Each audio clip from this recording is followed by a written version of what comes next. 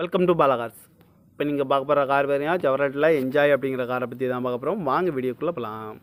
இந்த கார் பார்த்தீங்கன்னா ஜவரட்டில் என்ஜாய். இந்த வண்டியோட மாடல் பார்த்தீங்கன்னா 2013 மாடல்.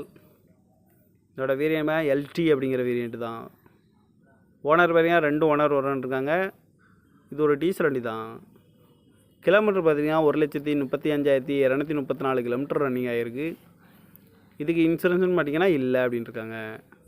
காரோட ப்ரைஸ் என்ன சொல்கிறாங்கன்னா 4,50,000 சொல்கிறாங்க. ரேட் குறைக்க முடியும்னு சொல்லியிருக்காங்க. குறைச்சி பேசி இந்த காரை பண்ணிக்கலாம்னு சொல்லியிருக்காங்க.